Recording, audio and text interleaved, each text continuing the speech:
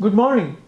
Today's lab, lab 6, part A is uniform circular motion. Okay, little bit give you the theory. If something is moving, okay, and it is experiencing a centripetal force, okay, and it depends. If you look at this object, this will be rotating in a second. I'll show you. And the object here is this cylindrical object. Okay, will be rotating in a radius of r. Okay, so the force it is experiencing, this mass, the mass of this cylindrical object, the force comes by here, and then this is the velocity. If you convert it to angular velocity, omega is this. Now you put back here, it squares, okay, r cancel. So the centripetal force comes out to be m omega squared r. Okay. Now omega, we call it angular velocity. It is related to the frequency by this equation. So now put this 2 pi f for omega squared, that means you have to square that. So ultimately the centripetal force takes this shape. 4 is known, pi is known, okay? F we are going to calculate, okay? And r is known, is the radius, okay? If you come back here, we'll measure it for you, okay? So the radius, if you record it, here, when it will be rotating, the cylinder will extend here, okay? So now if you look at the distance, there is a mark here, okay? And to the center of this cylinder, okay? That will be the lowercase r, radius of the pad, okay? So here, if you look at, if you can, my friend can show you, and here, okay, let me go back there, the thing. So we are going to, this force can be measured, right? We're going to, look, we're going to hang the spring from here, okay, like this, okay, in a second you will see, we'll hang it from here, okay, and then we'll put weight here, which will be mg, you see in the equation, okay. So when it was rotating, remember, this is extended to this length, follow? And now we apply a gravitational force to achieve the same thing. In the experiment you will see. So those two forces got to be equal, follow? So our goal, by measuring the frequency, it will be rotating here, you calculate centripetal force. By measuring the mass multiplied by g, 9.8 meter per second square, we'll see how close they are, and then we'll calculate the percent error. And if you look at the data table in page 7, table 6a.1, okay, that's our goal, to fill it up, okay. So here you go, first experiment. I have done the experiment, I'm just showing you how to do it, and then I'll provide data like other experiments we are doing it, okay. Let me, before I start, let me explain this apparatus, okay. First of all, look, let me show you, and before I do the experiment, here you go, and watch the control I have, okay. Turn it on, look, it's rotating, right. Now look, I can control its speed, look, I loosen it this one, look, I can completely stop it, look. You see? And then as I increase, okay. Now what? The goal is, remember, my friend can focus it, look, when I achieve the correct speed, it comes from here, okay. When the correct speed is adjusted, there is a pointer here. I'll bring it to you. You're good right there. Yeah, okay, I'm good here, okay. Yep. So as it rotates, look, this, okay, has to be, look, there is a pointer here. If you look at this pointer, will achieve, okay, when they are lined up. This is an indicator when it is lined up, okay. Here, I'll bring it closer. No, I can zoom. Okay, here you go. Yep. So, You stand hold still. okay. Okay. As it rotates, look, this moves, okay? You'll see, unfortunately, we cannot see it here. You have to be here. So this, the way I'll control the speed, when this achieves align with this pointer, okay? That means I achieved the correct speed. Follow? And then I'll do that, and then here there is an automatic counter. Okay? Here, look at my finger. I'll hold it like, look, I press it here. I'll hold it for 1 minute. Okay? So I count number of revolutions in 1 minute. The number of revolutions divided by 60 seconds. 1 minute is 60 seconds. Will give you the frequency. Okay? I'll tell you everything. I recorded. I did the experiment. Okay? I'm just showing you. Okay? So watch, please, a little bit. Here you go. Watch what I do. I turn it on, and then I'm going to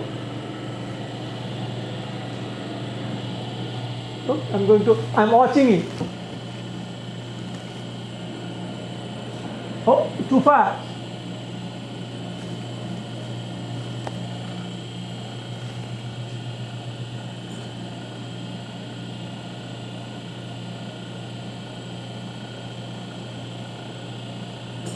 Oh.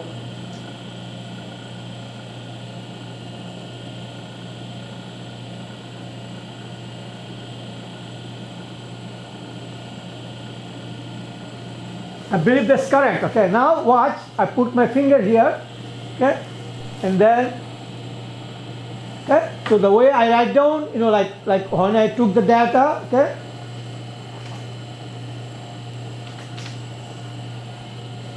So the initial reading, if I read, okay, it is like 97825. 97825. Remember that, okay? And I'll give you the data table. Okay, I did the experiment for you. Okay, so put my finger here. Okay, and I start counting. Okay, I have to have a like here.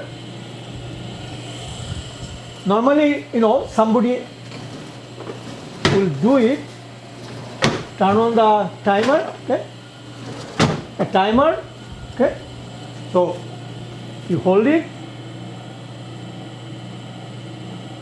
Okay, right? You wrote it down, start, and you have to hold it for a minute. Okay?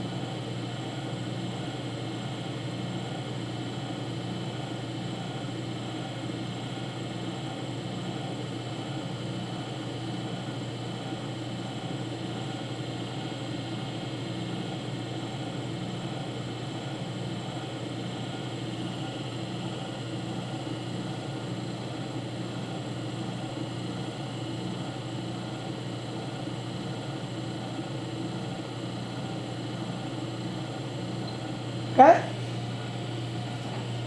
So like, the number came out, difference is like 477. Follow? And when I did the experiment, so I took 5 readings, they came out, the difference between the number came out 477, 476, 488, 481, 479, 480. The average is 480 divided by 60, it came out 8 hertz. So the frequency is 8 hertz. Remember the equation, 4 pi square f square r. So f is 8, you square it, 4 is 4, pi is 3.14, then r we have to measure, okay? So r, when I measure it, I'll show you, it came out about 5.7 meter, okay? How do you do it? Look, you take a ruler, watch, look, here I'm going to extend it, look, and then from the center, okay? So it is, should be, yeah, 5.7 centimeter, okay? You have to convert that into meter, okay? So now I have to, I will take a break in a minute. See, I'm going to hang weights, mg, remember? So we have to find that, okay? So to do that, I need just a 5-minute break, and then I'll Okay, let's find the spring elongation by applying gravitational force. As you can see, I already put 2 kilogram here, 2 kilogram weight. Look, if you watch here, I'm just watching. Okay, there is a look, there is a gap, so I'll just keep adding until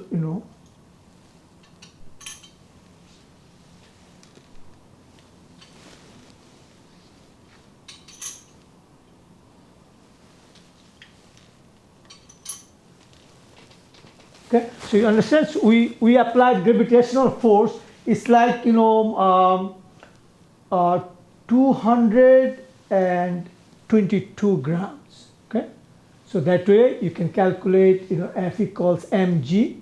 Okay, and I'll provide you to the page 7, you understand, all the data for you, and that's part A.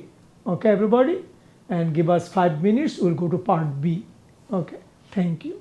Okay, second part, part B of the experiment is friction, okay, between two surfaces. Okay, so we are going to use inclined plane. Okay, look, this in a minute you'll see part of the experiment. Okay, and the first part, if you look at table 6b1, okay, and we're going to apply the normal force. That means as this is running, okay, and normal force in this case is just weight of this block, wooden block. Okay, and then we'll hang masses, right? If you look at page 9, table 0.2 kilogram, 0.4 kilogram, 0.6 kilogram, 0.8 kilogram, and 1 kilogram. Okay, and we're going to do it with the largest surface. The point is to make sure that there is no difference between larger surface and smaller surface. Friction is the same, because here between this plastic and wood, the friction. Okay, so if you do the experiment, we are going to use I think, let me hook mass, let me bring another set for you guys. Okay, I just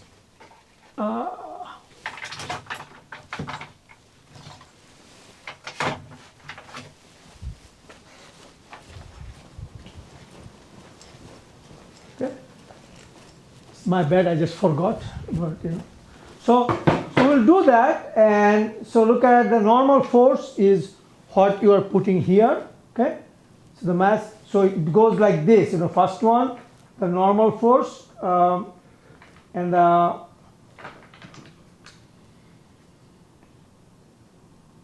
okay. So if you look at the column, mass placed on the block, okay, including block mass, and we'll normally put it like that. Okay, then total normal force. Okay, so this add them, multiplied by 9.8, there will be a normal force. And then if you look at the rightmost column, force to keep block moving uniformly. Okay, that is actually, I'm sorry, that is actually the falling mass. So you'll hang, okay, like this. Okay, and let's say I put here, look, this is too fast, right?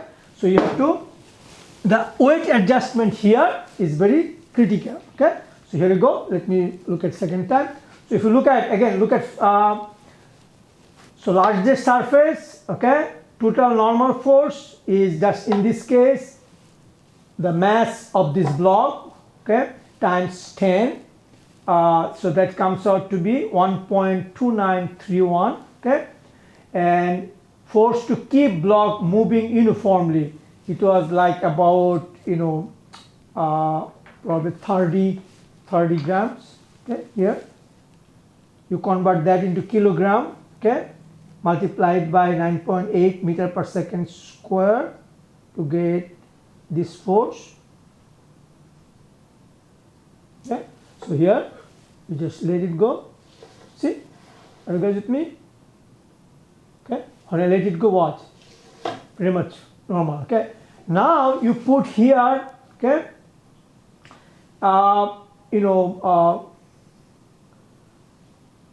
masses. So this is like you put another 200 grams, okay, like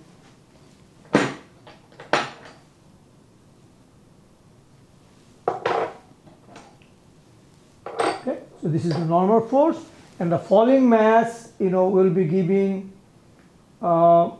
it's almost 100.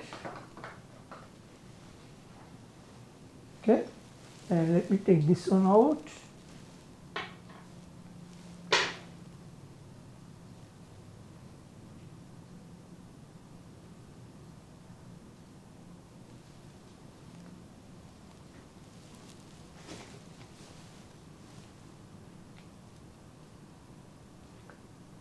Sometimes you have to push it, okay, if it doesn't move, okay. Let's see. Pretty uniform, look.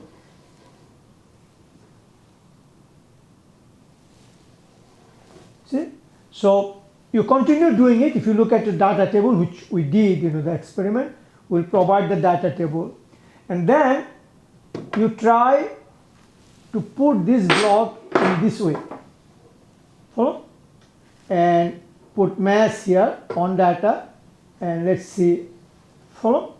So this is the last entry in data table 6B1. Okay? Now let's go to the next table, table 6B2, calculation of coefficient of static friction, okay, which is the moment it will move. In other words, you just push something, okay. So here trial 1, moving, okay, mu s you calculate, okay. So it was too much in here. Just to move it, okay, just to break the static friction, okay.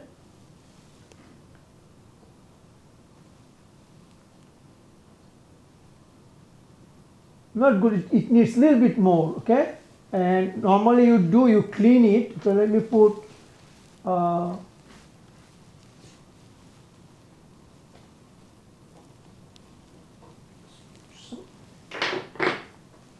there's rule, you should use your shirt to wipe it, Yeah.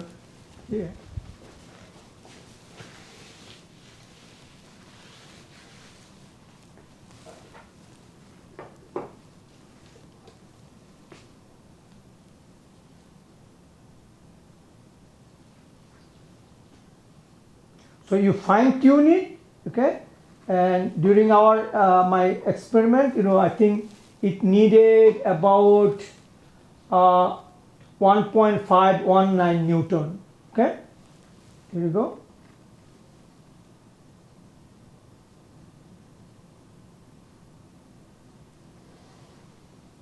Normally you have to put a little bit, bring the, okay. And then the last part is inclined plane, okay? Follow? What is it in front of you will do it, okay? So now you put this, there is a device here to put it in angle.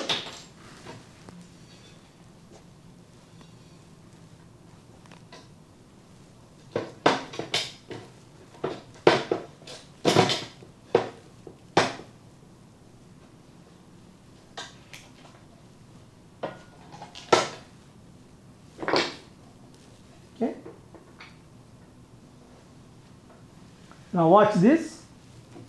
Okay, and all you have to measure the angle. For what angle? Okay, you can see the angles. Okay, so here you go.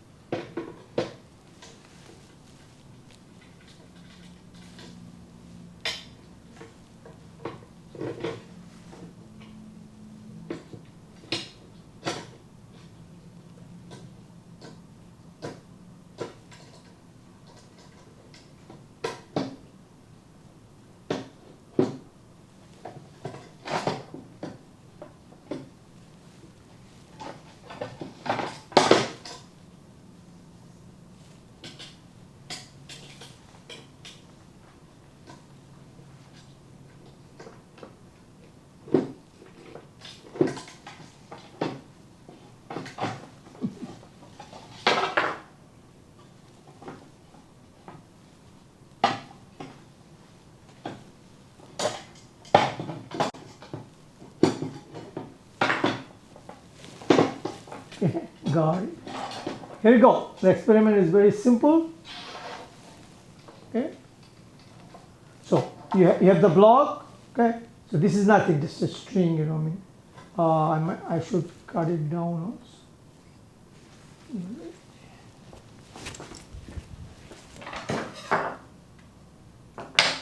Okay, it's clear. There we go.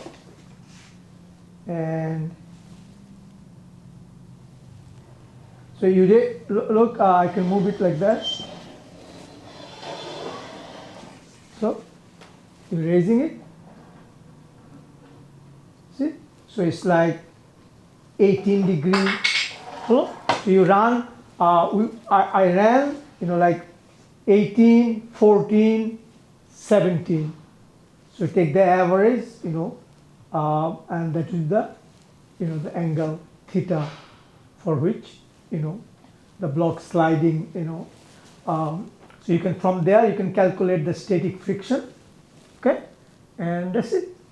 That's the experiment. You calculate static friction, you calculate kinetic friction. Kinetic friction, remember, when block were moving and here object were at rest, you raised it to break the static friction, and the static friction is always higher than the kinetic friction. Okay, so that's our experiment today. Lab 6 we are done. Okay, I'll provide all the data for you. I'll post it for your calculations and graph, etc. Okay, good luck. I'll see you.